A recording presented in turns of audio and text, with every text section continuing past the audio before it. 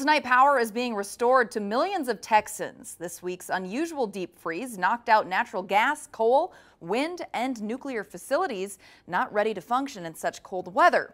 Well, outages were most severe in Texas because the state runs on its own electric grid and cannot easily borrow power from other states. Question tonight, could this happen in our neck of the woods? As you notice, we did pretty good.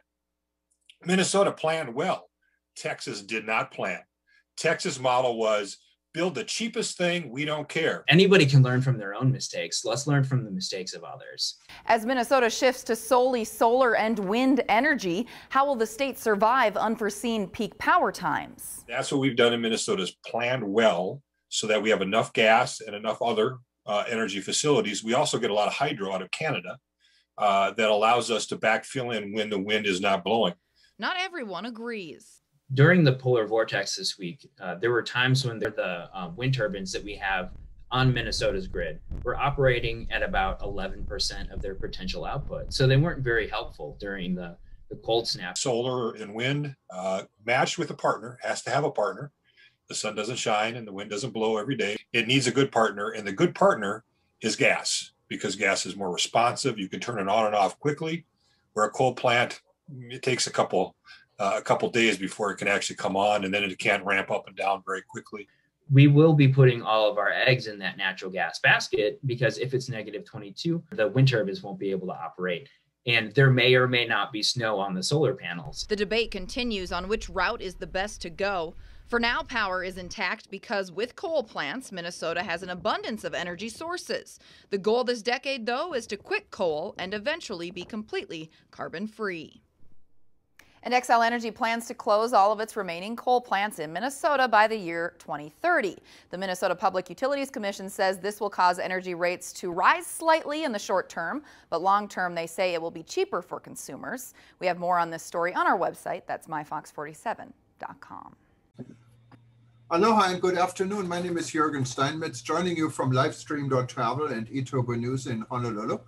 And today we're going to do our daily news a little bit different because we're live. Only a few people are actually joining us, I see, live on ETN, but I see a lot more already coming in through Facebook and directly through our website. So we're going to try this today, and if it works, we're going to try to see if we can do our daily news live. Besides live, of course, you know, we're publishing the event for World Tourism Network, and there's still a lot coming up this month. Simply go to you can go to WTN.travel, click on upcoming event, or worldtourismevents.com. And we're going to be talking about Champagne, actually, on Friday, tomorrow, with Dr. Eleanor Garley, and that's going to be an interesting session. Then we're going to get into wedding and honeymoons on Monday. So there's more coming, so please join us. Today, however, we're going to get away a little bit from Corona. Corona's in the news every day, and there's a lot to speak about, and how many shots everyone has, and where it's worse. I think people are getting immune about Corona, but here's another disaster. If you really want to talk about a disaster, we don't have to look very far. We have to look at Texas right now. And I think all I have to ask is, Peter, how's the weather in Texas? Well, that's a great way to begin this particular session, because the weather has been awful. Normally, when you ask me how the weather is, I'm able to say it was a beautiful day with blue skies and a gentle wind. Right now, we have gray skies. It is very cold. I think I don't know how many nights we've had now that are below zero, below freezing, 0 Celsius. And lots of people have still don't have electricity. There's still 350,000 homes without electricity in Texas. And the big problem is water right now. There are major problems of people that are not having water. So today's discussion is going to wrap around that. My grandfather used to say, when I was a small boy, no matter how bad you think it is, it can always get worse. And we really kind of thought, well, it can't get worse than the coronavirus. But what is worse is when you have a coronavirus and you have a collapse of the electrical aquatic systems that keep people going. So lots of people for the last few days have not had electricity or have had rolling blackouts. They have had lack of water. And some people have even reported to me lack of telephone service. So imagine being in very cold weather. Your house is 40 degrees, you're freezing, and there's lack of water, there's lack of heat.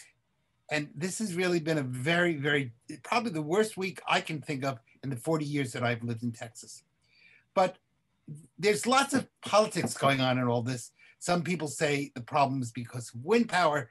Other people say that's ridiculous. It was government inefficiency. There's 20 different assumptions that people are making. And so rather than Juergen, you and I pontificating about this, I thought we might bring in an expert. I have a very close friend. His name is Steve Vincent. He is, besides an electrical engineer and someone who's really an expert in electrification, after his retirement, he has been running a charity called Power from the Sun. And his group goes around the world to help poor places, be it in Liberia, or I think they're getting ready to start working in Kenya, in many Honduras, many places around the world, bringing electricity to orphanages or schools or hospitals or whatever it is. So if anybody understands the problems of electrification, the problems that take place because of this, and can really kind of separate fact from fiction, Steve can. So it's really my pleasure to introduce my friend and also an expert on this whole topic. And then what we'll do is we'll let him start to talk, and then we'll ask him questions. And that way we can kind of narrow it into issues that are important to different people. But Steve, maybe you can kind of just lay the background. How did this whole disaster begin? And maybe talk a little bit about some of the complications, and that not one simple answer, but the complications that this whole has taken place, and depoliticize it and make it instead more scientific. So much for having me. I appreciate the opportunity. I'm very glad it's a small audience, because I really regret being cast as an expert, but thank you for pontificating on that. I'd also like to say that your grandfather came up with a corollary for a well-known law that applies throughout the world, and that's Murphy's Law. If you're familiar with that, it's a law that states if it can go wrong, it will. And so that's really what we've had in Texas with the current situation. We are unusual in that we have our own electric grid here in Texas. Most of the other United States are interconnected. There's an eastern grid and a western grid, and there's the ERCOT, the Texas grid. That may sound a little bit unusual, but you have to remember that Texas is 800 miles from top to bottom, and that's about 1,300 kilometers, or 800 miles east to west, again, 1,300 kilometers. So we're very large in size. We have very diverse climate. We have coastal regions, tropical regions, and then we have some that see snow for many times during the year. So it's a difficult process to predict the weather. And it's said that if the forecasters for the electric grid miss a temperature forecast by 5 degrees, it can cause the entire grid to shut down. How many times have you watched the weather on TV and the weatherman has missed the forecast by much more than 5 degrees? So, it's a tough situation.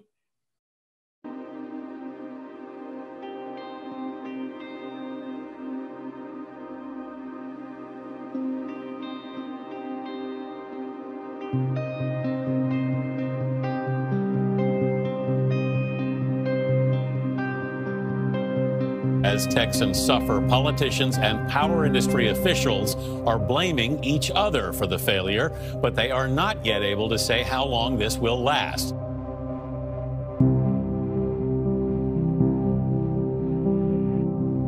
Sean, this shows how the Green New Deal would be a deadly deal for the United States of America. The Green New Deal has come, believe it or not, to the state of Texas. The windmills froze, so the power grid failed. After a 2011 winter storm in Texas crippled power, a report recommended winterizing power sources. According to HERS, the recommendations were not followed. The warnings have been there for years, and Governor Abbott has done nothing. Before that, Governor Perry did nothing. This was a train wreck on the way to happening 10 years ago. The way that ERCOT has handled this entire situation has been completely unacceptable. We need greater transparency, greater explanations. The public has a right to know.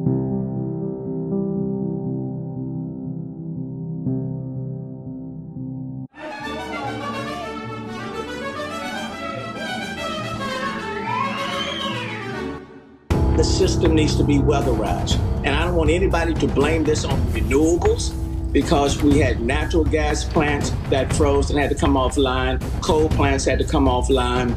In this case, recognizing that we were going to have a major winter storm coming to Texas, we should have had enough reserve power ahead of time in order to be able to deal with the increased demand.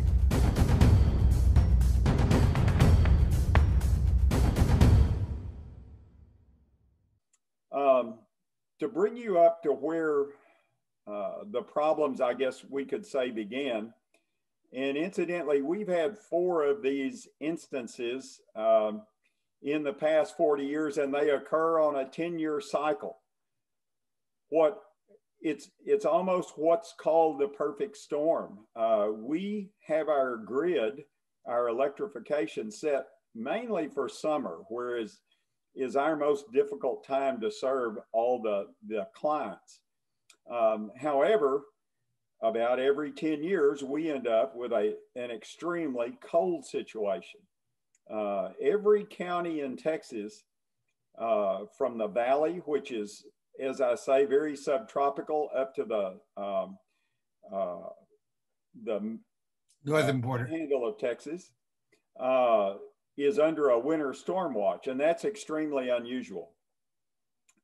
Just to give you an idea how we got here, we have had this grid established since the 30s. All the utilities in Texas are connected to this grid. They all share power through what's generated.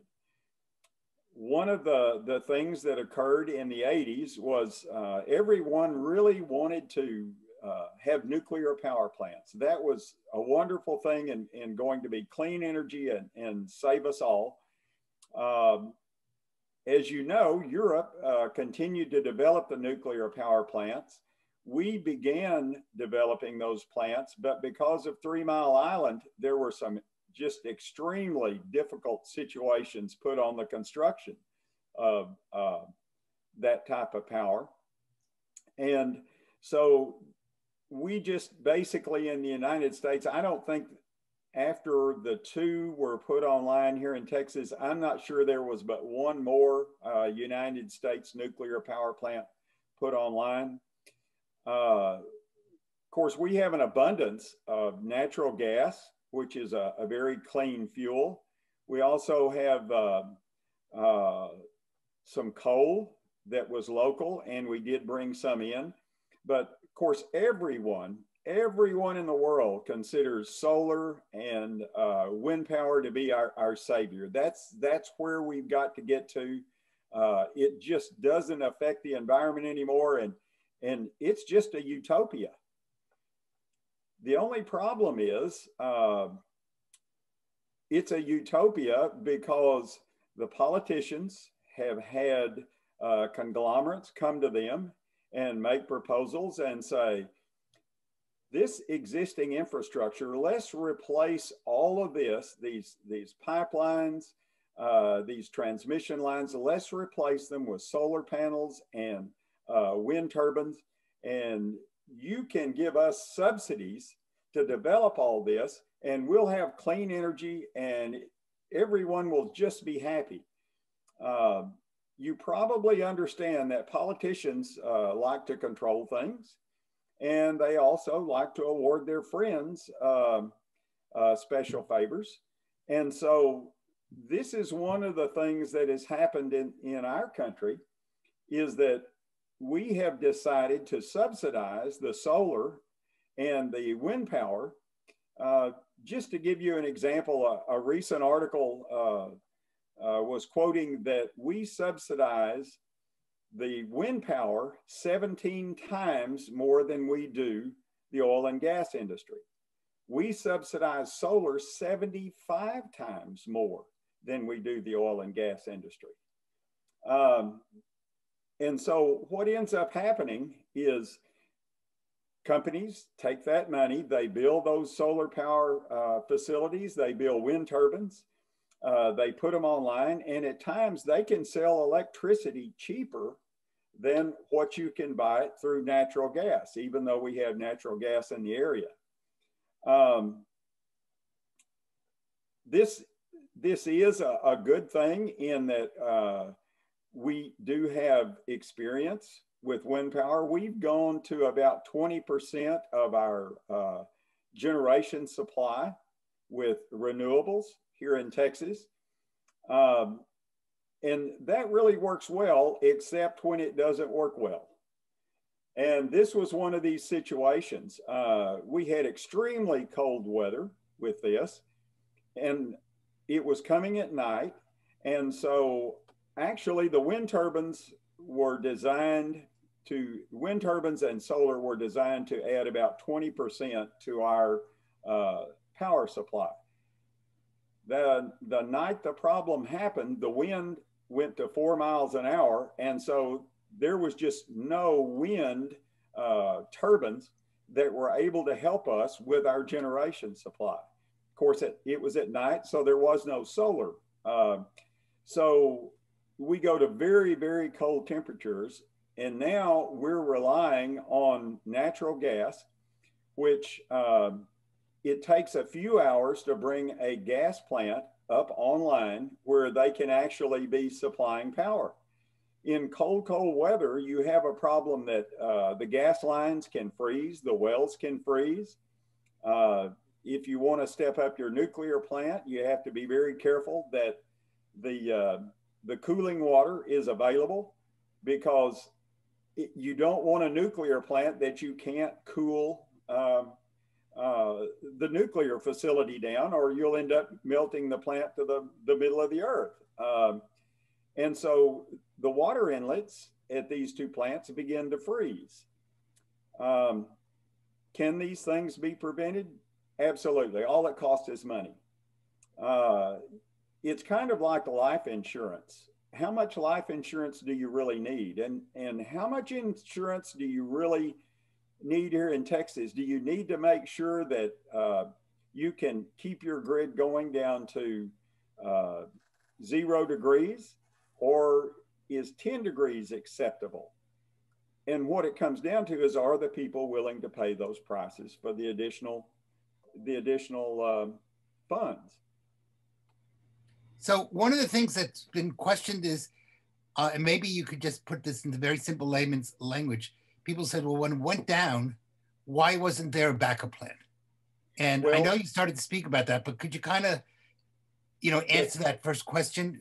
Was there a backup plan? Is there a backup plan, or is that an impossibility? The grid didn't actually go down. What happened was they kept seeing the demand or the usage, electric usage, rising, and there was not the generation capacity to supply that demand. And so they put in what's called rolling blackouts. The intent is to move those around, and people would be off, say, 15 minutes, and then maybe that wouldn't occur again for 5 or 6 hours. This got severe enough that the rolling blackouts, my particular situation, I would be off for 3 hours and on for 2. There were places in Dallas that my understanding that people were off for maybe 48 hours. Now, there's also the compound factor that there was ice on the lines, and we have a lot of trees in Texas. People love trees in their yards, big, huge 100-year-old oak trees. that when they get ice on them, the limbs load with ice and they fall across the power lines. And then you've got slick street, got icy street. There were places in Dallas. And so we have a number of people that were actually out of power not because of the generation shortfall, but more because of line damage, and that has to be repaired. So the other question people are talking about is, was this lack of foresight on the part of politicians, or is this simply that wind power, we're not ready to try to use these types of powers? We really would be better off with natural gas, and maybe someday wind power will be there, but we just don't have the technology yet? Or should the politicians have foreseen this? So obviously we're both in Texas, and there's a big blame game now that's going on. Everybody's blaming everybody. And so if we can kind of separate the blame game from some of the real facts, if it's possible. Well, and you have to look from a practical standpoint about, remember the quote that I gave that we subsidize solar power by 75 times more than natural gas? When we mean subsidized, we mean the government is giving money to maintain. Yes, I think the figure was, in the past decade, we've given $80 billion to the solar industry. In Texas alone, we've given $1.5 billion to the solar and wind facilities. So you're creating an artificial market, and Texas is different than other states in that our generation is deregulated, which means if you want to come build a power plant and sell power into our grid, you're welcome to do this. And then you will submit what your costs would be, and people will decide whether to buy your power or not. This has us to the point that my most recent bill was 9 cents per kilowatt hour. If you look at France, they're somewhere around 22 cents per kilowatt hour. Wow. We have very economical power here. That's one of the reasons for our, great growth here in Texas. The economy, I think we're the 12th largest economy in the world, if you just consider Texas. Part of it is because of the reasonable energy prices. Is that the way to go in the future? If you want to go to straight science, are you all familiar with the principle of conservation of energy? I think it would be good for people to, if you kind of explain things along the way. So if you don't mind. The conservation of energy means that if you're going to convert from one form of energy to another, what you end up with is never the same amount of energy as you started out with. Where does that energy go? It goes to heat energy. Let me give you an example. When you put gasoline in your car and you start the engine, you're trying to convert a chemical energy in gasoline to a mechanical energy to make your car roll down the road. Well, if you run that car for 50 miles, 50 kilometers, and you put your hand on the engine, it's going to be hot. The problem is when you do that conversion, you never get as much energy out as you put in. Now, it does balance out in that all that's lost turns into heat energy. And I'll give you one more example. A light bulb. We power the old style, the incandescent, the one with the filament inside light bulb, with electricity, and we turn that into light energy. Well, if you have that bulb on for an hour and you touch it, it's going to be hot enough to burn your hands. Well, if you think about it, every time you convert from one form of energy to another, you lose efficiency. To give you an example, one of the things we're just really excited about in the world is let's have electric cars because they're clean. Well, we're going to take probably natural gas or coal or possibly a little bit of solar. I know in Texas we use as much as 20% solar, but 80% is still the fossil fuel. You put that gasoline in your car, you put that natural gas into an electric generator, you then transmit that power, which there are losses that are heat losses in the line as it goes to your house. You charge your car, and then your car is going to convert that electric energy into mechanical energy to drive down the road. So you've gone through 4 conversion processes. Yes, you've already lost a lot of the effectiveness of the energy. And when you think about it, for all of you that feel very guilty about causing global warming, if you're driving an electric car, you're actually contributing more than if you were driving a gasoline car at this time. Because of the conversion of power, you're increasing the heat system within the earth, is what you're saying. Absolutely. Absolutely. And so what you have to realize is that companies come up with great ideas and conglomerates, and they say, you know, what I'd really like to do is get everybody in the world to do this, because there's an established infrastructure that if we can get the politicians to accept what we're doing and make everybody change, we get to provide a whole new infrastructure. We get to make a whole lot of money on this. So we're going to tell everybody this is really a great thing and we all need this. And if you can convince the politicians to do this, voila, you've made a lot of money for this. Yeah, so that's how do you see, and then I think maybe Juergen, we want to open up to everyone, but how are we doing, say, in this country in comparison to other parts of the world? I don't know if you know that type of information or not, or you're basically just thinking more like within the United States, but well, are we doing well, are we doing poorly? I don't know a tremendous amount about the rest of the world. As I said, my last bill was 9 cents a kilowatt hour. If you look at France and convert that into US cents, they're paying somewhere around 22 cents a kilowatt hour. I think Germany is paying somewhere around 38 cents a kilowatt hour. A lot of the developing countries, I know Liberia at times was at 50 cents a kilowatt hour. Wow. You know, and as I said earlier, we didn't have a shutdown of our grid system. We took load off that system in order to make sure we had supply to keep it operating. There are a lot of countries you won't find, you know, that sophistication. We are very sophisticated here. Europe has a sophisticated system, no question about it. You know, again, we can protect against these cold snaps and cold problems, but how much do you want to pay to avoid these type of things that occur every 10 years? It's an insurance. Good question. Juergen, you have some questions you want to ask or discuss?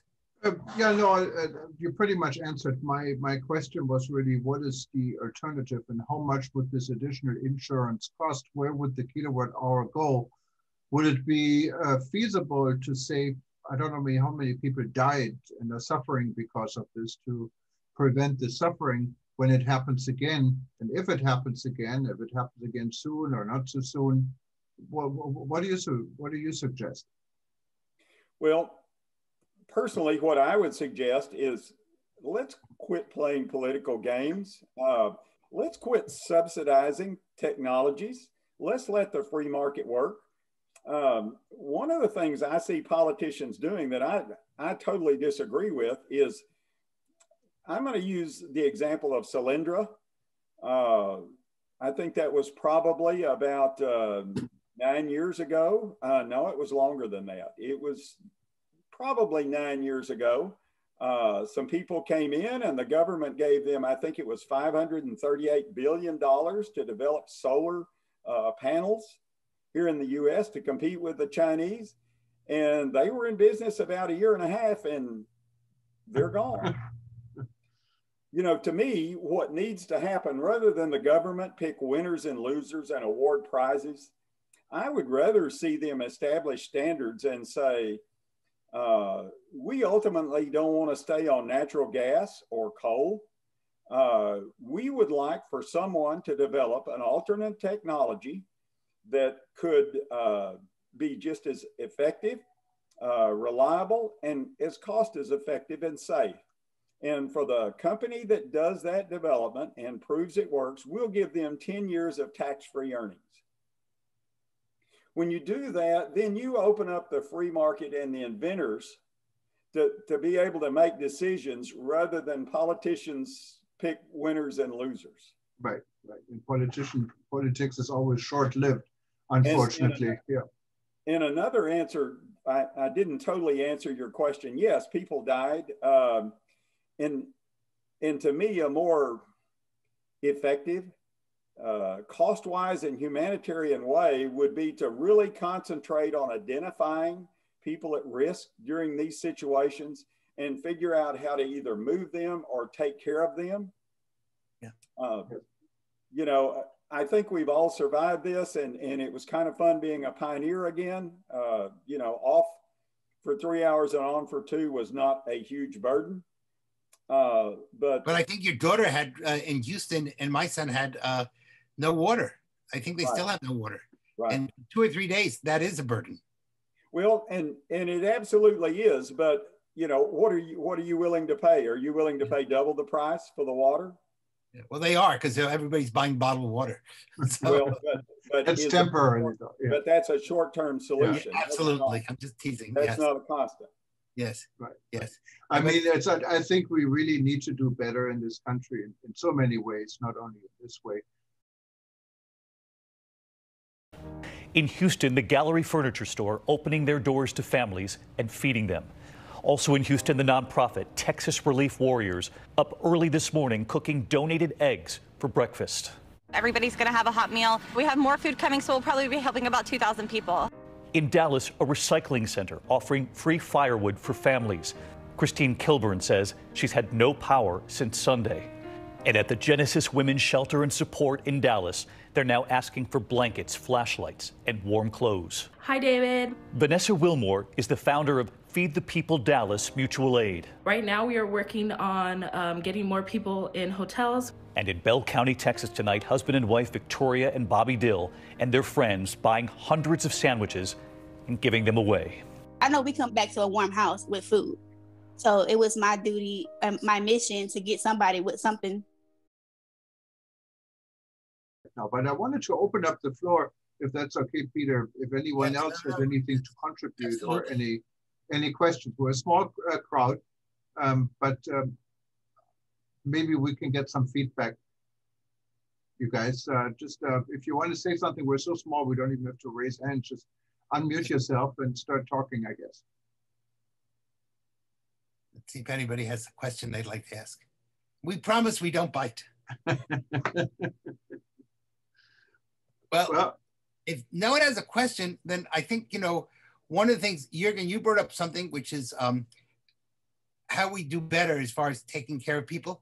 One of the things that I read in the paper, and again, I don't know how much is what I'm reading is true and not true, etc., but that one of the big areas in the large buildings, which normally you would use to shelter people, they also, because of off the grid, they were also taken either for temporary blackouts or for lack of water. And so the shelters cease to become shelters. Is there a way that we can make sure that these large buildings that we use as shelters do get electricity even when other people are losing, or is that just an impossibility? Or no, you know, during these rolling blackouts, Peter, I believe that you had no blackout whatsoever during we were blessed. Well, you were located in the right place. You happened to be on a feeder with a hospital. Yes. The hospitals, the aged care facilities, those are identified by the power suppliers, and they are kept on 24 hours. There's a large effort made. If you have a special breathing condition and you notify the utility beforehand, They will make sure that your feeder is not cut off, or there is some a generator brought to your house to make sure you're taken care of. Now, have we done a perfect job? I shouldn't say we. Have they done a perfect job? Absolutely not. We can always do better, and we always, after these situations, need to reevaluate ourselves and improve what we're doing. But I know Reed Arena, which is Texas A&M's basketball facility, was opened up for people without homes. Warming facility, yeah. Yes, and I don't have any idea whether that was pre-planned or a spur of the moment situation.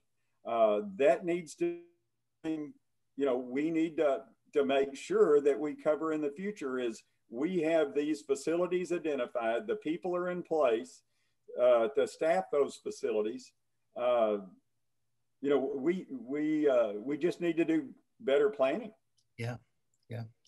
So that's really a political problem. That's not an engineering problem now, but we might call it a political engineering problem of getting information out. For example, I was unaware of the fact that if you were on maybe a respirator or something, that the electric company would keep your electricity going. And I don't know how many people knew that. I certainly didn't know that. Well, I know in the Dallas-Fort Worth area, it was fairly common knowledge. Now that I'm down here with a different power company, I think it's common knowledge, but I'm not certain because I haven't heard it here. Yeah, I've never heard that. So these blackouts are pre-planned when it comes to where they happen? They're actually yes, what they'll do, for example, they may tell BTU, Bryan Texas Utility Company, which serves our electric service in this area, they may tell them, we need you to reduce your system by 10 megawatts. Mm-hmm. And so what they will do, megawatts is a large unit of power, right, basically.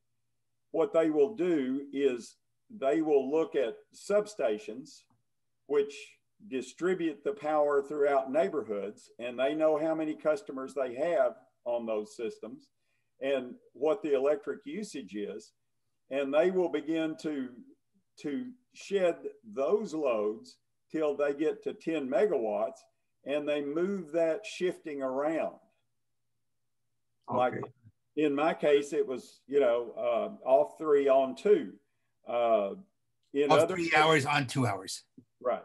In other cases, I heard people out 24, 48 hours. But again, I don't know that situation. It may be that there was a physical damage to that system, and they had to, get crews out there and do a lot of work in order to get that particular person on. Individual stories are different than, sure, the situation as a whole. And really, if you think about there's a pre-planned disaster plan in place. Why did people have to die? You can share these resources, and that's why these plans are put in place. And how did people die, and so many? Well, it's always an interesting question. How many of those people actually died as a result of a lack of heating, and how many people normally died during any period of time? Again, we have a news media, this is my opinion, a news media that makes money by making people want to listen, by making the stories as horrific as possible. And so, it's very difficult to keep everyone alive forever. And so I'm not making light of the fact that people died, but what I'm saying is we need to step back and look and really evaluate how many people died because of the rolling blackouts, which was off 3 on 2.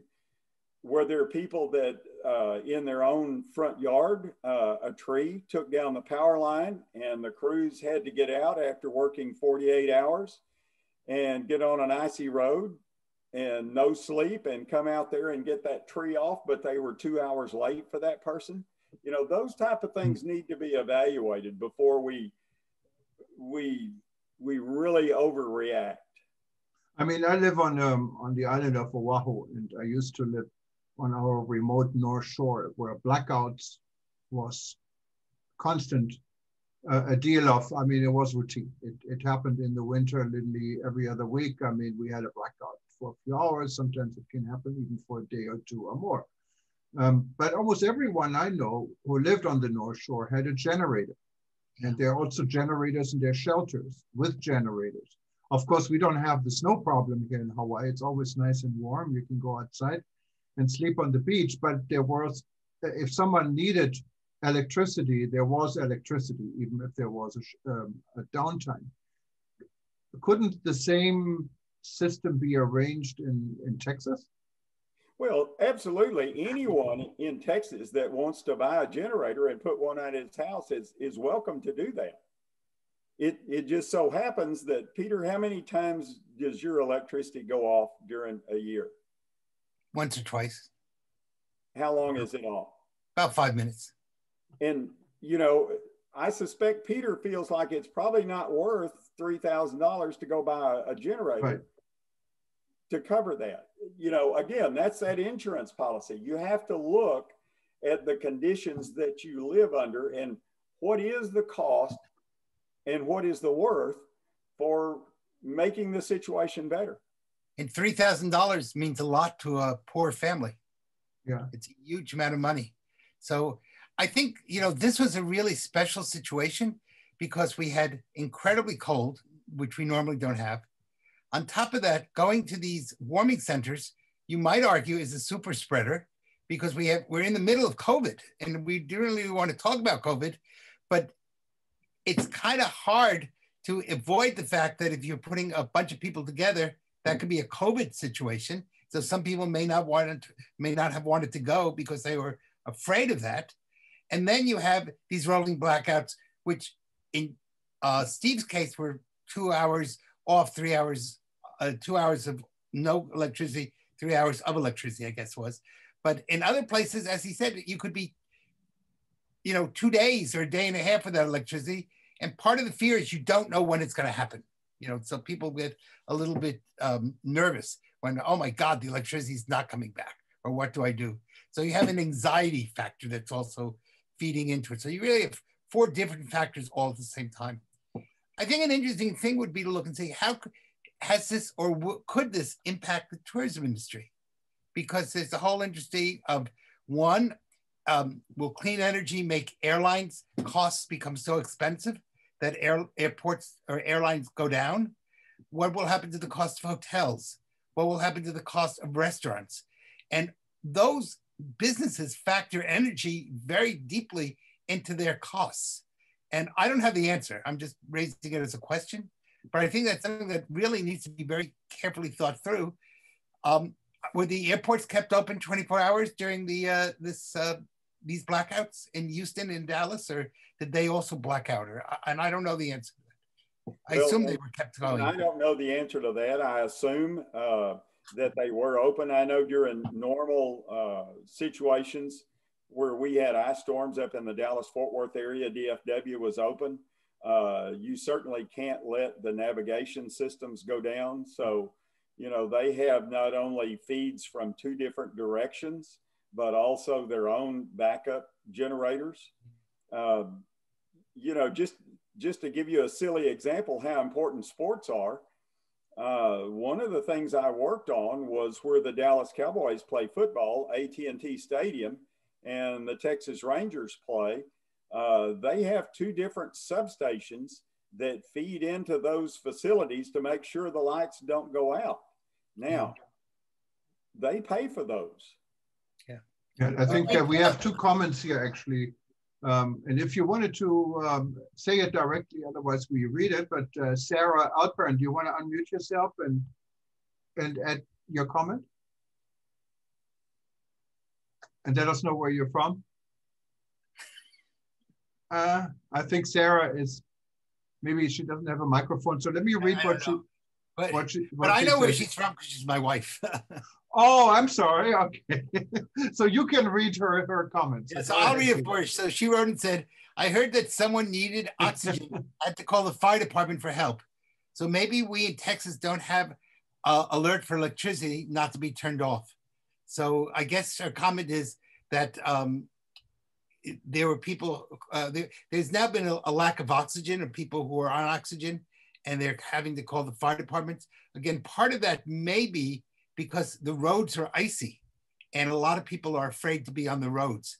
So not only is it an electrical problem, but it's also a climatic problem that's taking place. And, you know, I'm wondering if that's what was going on. And I think there's somebody by the name of Susan Sheets.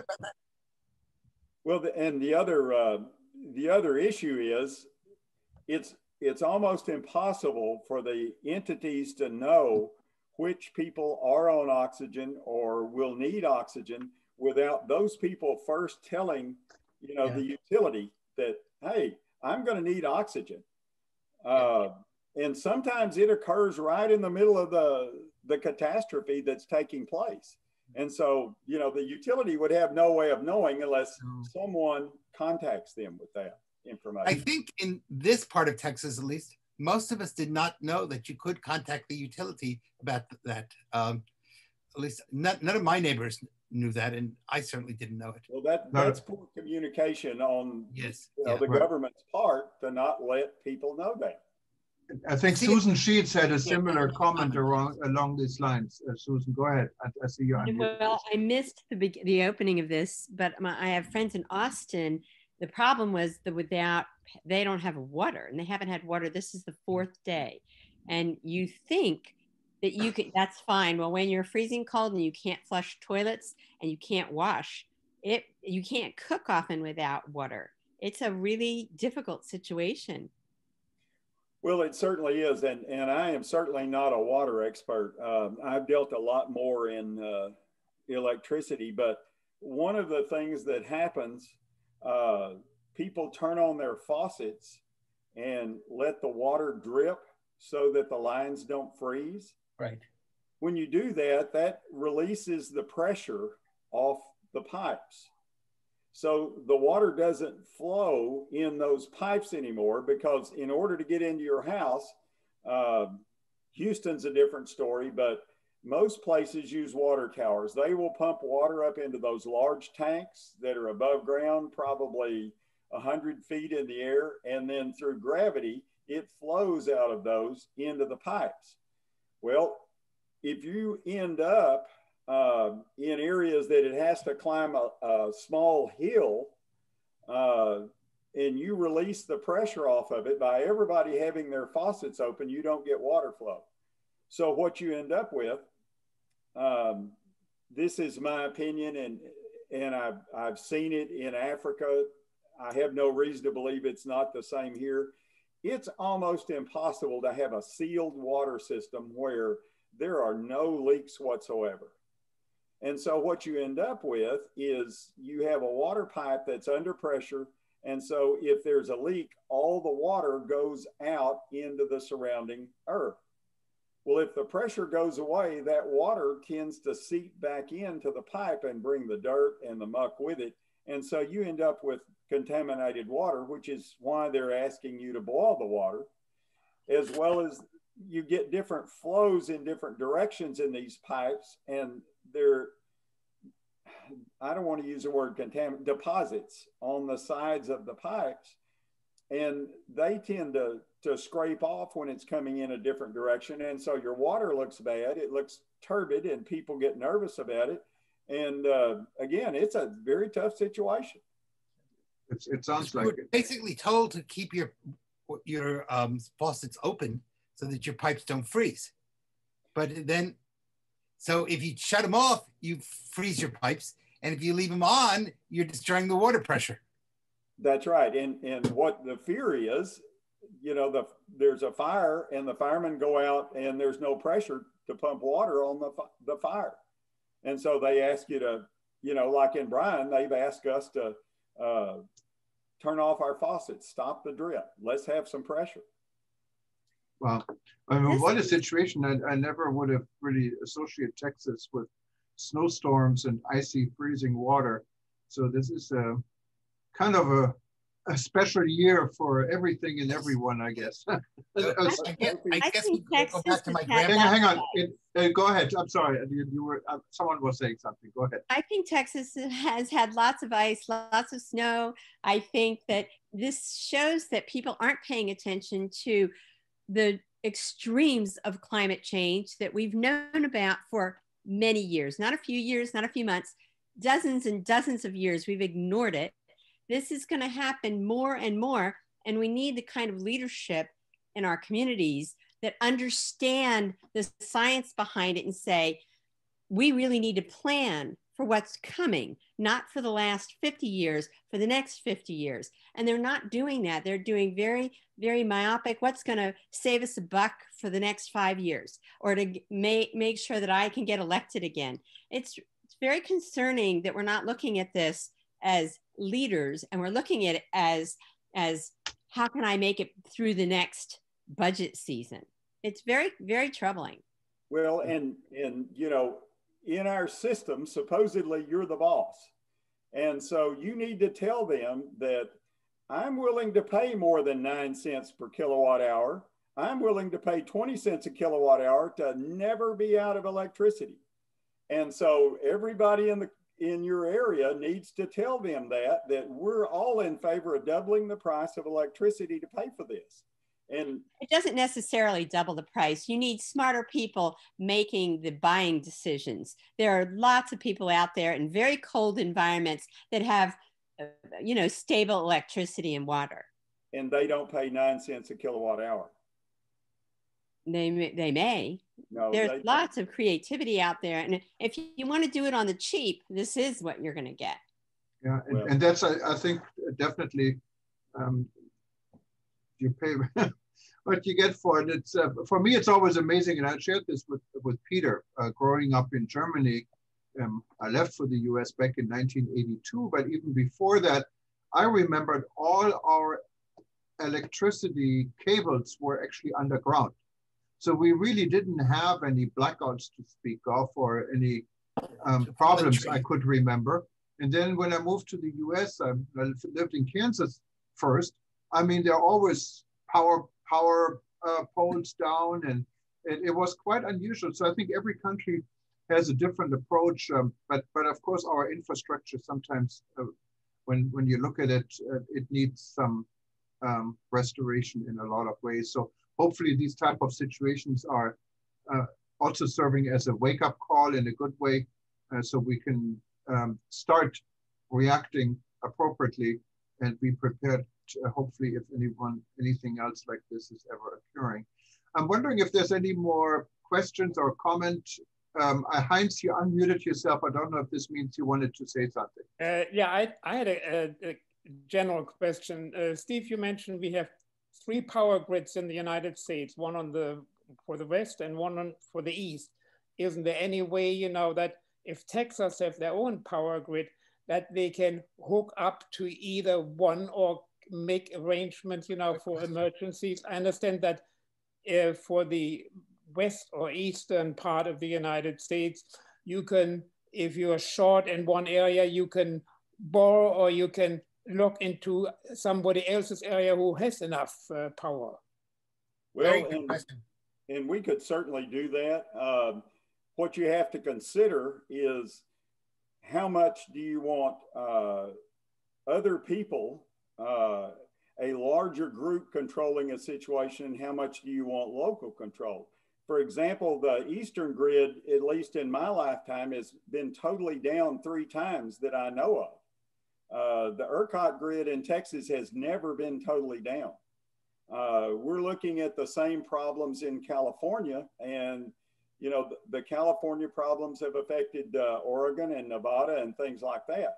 So far, we have not chosen to give up that local control and feel like that we would be better off connected to the East or the Western grid, since they have both been totally down, and we've not had that problem.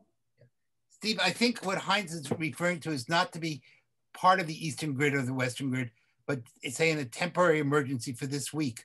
Could we have borrowed electricity from the Eastern grid or the Western grid. So because of the politics, you're not allowed to do that. You're either all in or all out. I see. So you don't have so that's a federal government position. Yes. So once you're in that grid, that's where you are. It's called interstate commerce. Well, God forbid, I mean, we have some other emergencies where states need to borrow electricity from each other. Is it technically possible, or is it just politically not possible?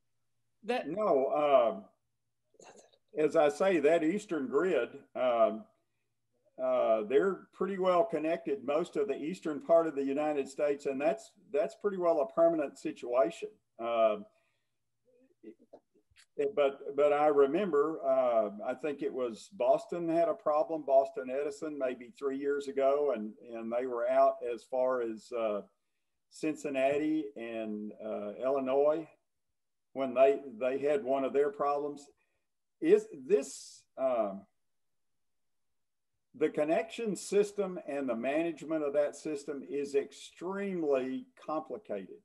The relaying systems, and when you lose a piece of equipment, you don't want me to get into all this. It begins to affect the frequency of the electricity in the system. And when the electricity frequency begins to drop to a certain level, what they have to do is to break away from the system.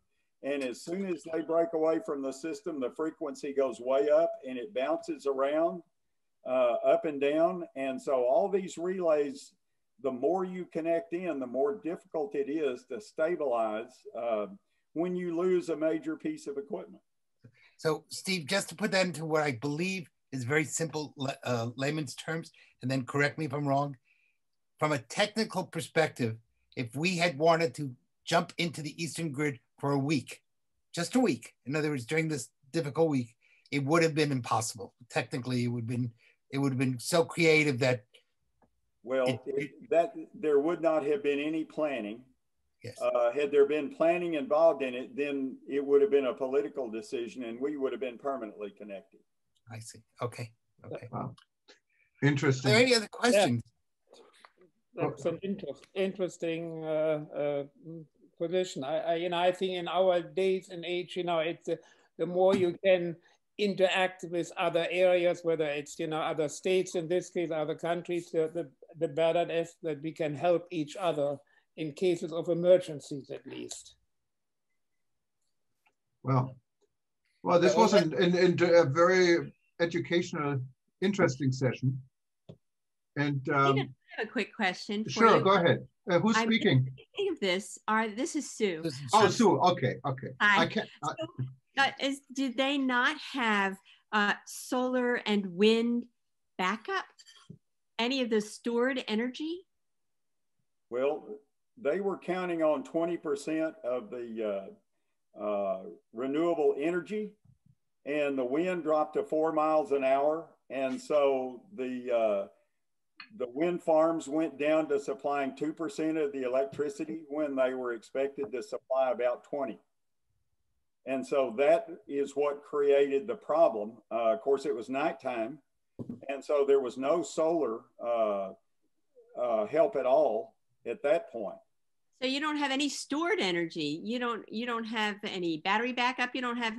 A lot of places have solar energy. They have an enormous amount of stored energy. It doesn't matter what the weather is. Well, the problem is with stored energy, for example, a lithium ion battery costs $175 per kilowatt hour. And to be able to work with the other systems, which are like the natural gas. The problem is with stored energy, for example. Sorry, there was. And so, again, if we want to put in batteries, which is an unproven technology right now on a large scale, yes, I'm doing a project for a hospital in Kenya right now, which is 38 kW, which is the size of a small shopping center, that I'm putting in solar for that.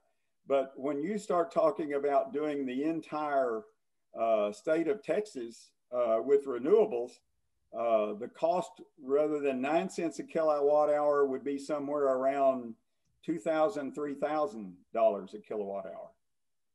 So it would be almost impossible. Amazing that they haven't figured it out. They have figured this out in other parts of the world. I think we need to maybe shop around because it works.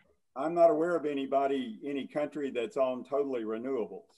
Not totally, but look at some of the casinos. They can be out of power and everything is still running. They're able to store their geothermal power out in, there's two of them that are two huge ones that are on geothermal power. You know, it's interesting that these independent folks have been able to figure out in a cost-effective way. These are independent folks who had to pay for it all themselves and made their money back very quickly. Well, if there are people here, for example, the hospitals, they all have backup generators that they will run either stored ice, if that will last long enough, or they will run geothermal, or they will have a standby generator that uses diesel fuel or natural gas fuel or propane. Okay. Does anybody else have a question or a comment?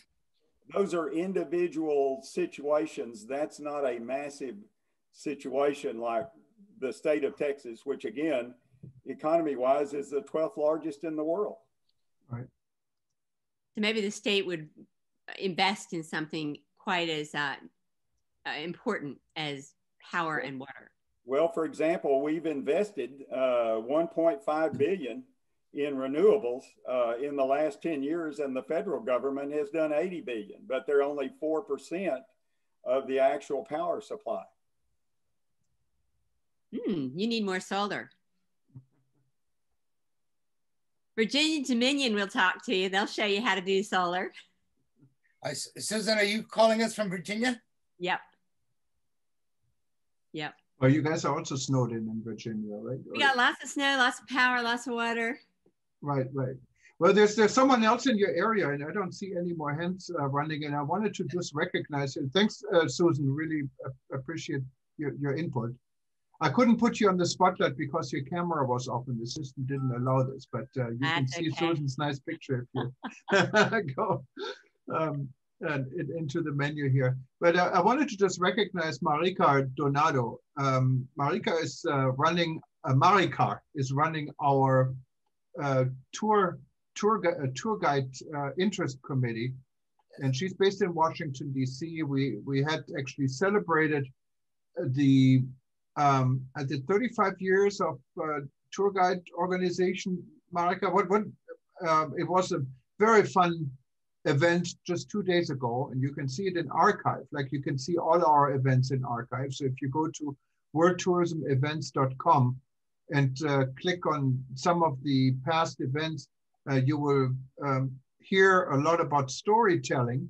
I was telling stories here today, but they're serious stories, but we had fun stories to tell during the tour gate. Marika, I don't know if you can unmute yourself. Can you? Maybe she's calling in from a phone. Regardless, I just wanted to share with the audience, we're going to have 2 more sessions actually on tour guides, and also a training session coming up next month in March. And I'm sure you will hear more. And again, to see what's coming up tomorrow about Champagne, you don't want to miss this. Just join us, go to worldtourismevents.com and you can sign up. But Peter, this was an interesting session, and it would be for those of you that are joining us on eTurbo News, social media like Facebook or YouTube or LinkedIn, this will repeat. So if you missed part of it, you will just come back in a few hours, and it will play on eTurbo News for the next few hours after this. And again, it will be on archive also on your social media channels. But Peter, this was very good feedback from Texas, and Stephen, thank you so much for attending. And I will give Peter the closing word here, but I hope that all of you, specifically you guys in Texas right now, stay safe, stay dry, and stay warm. Well, first of all, We want to thank you, Juergen. I certainly want to thank my good friend, Steve Vincent, for spending time with us today and sharing some of his vast knowledge. And he was very humble in saying he wasn't an expert, but I think all of us, having listened to him, would certainly think that is a very valid word for many of us who know very minimal amount other than what we read in the newspaper about all the issues dealing with electrification, heat, the cost of heat, the fact that is the electric cars may actually be adding to global warming and not taking away from it. So Steve, really, from all of us, thank you. I guess the way to end this, these are really important questions, not only for society, but in the world of tourism. It's going to impact tremendously what type of tourism industry will exist post-COVID. So this week certainly proved not only Murphy's Law, but also my grandfather's law, that no matter how bad things are, they can always get worse. And we kind of proved that this week. But on the other hand, that means that next week there's hope, because we're expecting the sun to come back, the snow will melt, we will have true solar power, meaning sunlight, and it should go up to about 60 degrees, which is more normal winter weather here. And hopefully this will be something that we can tell our grandchildren about, and it won't repeat every 10 years, but maybe every 20 or 30 years. So I want to thank everybody for listening. Thank you. I hope you learned something and understand what happens here can happen any place else in the world. So thank you. Thank you, guys. Aloha. Good night. Thank you. Good night. Yeah, thank you, Steve.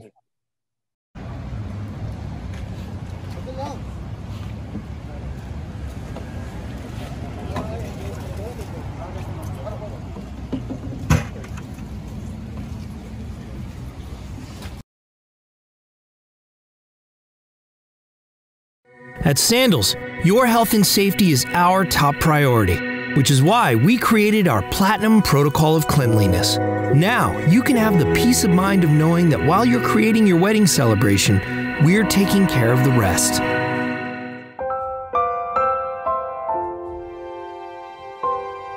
Sandals was built on dreams. Dreams of romantic escapes, endless possibilities, magical moments, and new beginnings. At Sandals, dreams of happily ever after still come true with a free wedding or a fully customizable one.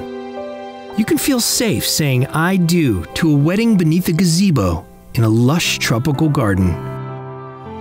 Or walking down a white sand aisle with an impossibly turquoise sea as your backdrop. Or even floating above the sea in an open-air, over-the-water chapel. Our venues are found in wide-open spaces, nature-made for love to blossom.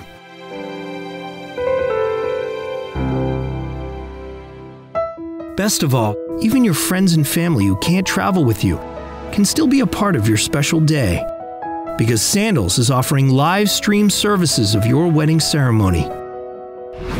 And while we've led the industry in health and safety protocols for nearly 40 years, our resorts are even safer and more romantic than ever before, offering you a wedding free of worries and filled with love. That includes reducing the capacity of our venues and putting more physical distance between your guests. Your guests will still have a picture-perfect view of the ceremony, but they'll be seated further apart. At your reception, instead of tables for 8, we'll have the same size tables, but only seat 6 guests per table. And we've eliminated buffets and specialty food stations, so all food will be plated and served by Sandals staff wearing masks. At Sandals, the honeymoon of your dreams begins the moment you say, I do. And we are once again setting a new standard of excellence with our Platinum Protocol of Cleanliness to ensure it's unforgettable and worry-free. With extensive research from local ministries and health officials, the Center for Disease Control and the World Health Organization, we've instituted advanced hygiene practices across 18 touchpoints. A triple check system that includes inspecting, cleaning, and sanitizing hard surfaces and common areas every 20 minutes. adding auto-dispensing hand sanitizing stations throughout the resort. To ensure the utmost safety, Sandals will be using hospital-grade disinfectants, electrostatic sprayers for advanced cleaning, UV lighting equipment to inspect cleanliness, and air duct sanitization for each room before every guest's arrival. We've gone so far as to steam clean and sanitize carpeting and flooring prior to arrivals, and placing personal hand sanitizers in every guest room. For added safety, all staff members are required to wear protective face gear at all times. And from now on, guests will be able to begin their Sandals experience before even leaving their house. Guests can check in online at home, which lets them bypass the front desk and go directly to their rooms. Stricter physical distancing protocols have also been put in place in every part of the resort. In addition, all of our spa facilities and sports equipment will be sanitized before and after use with hospital-grade disinfectants.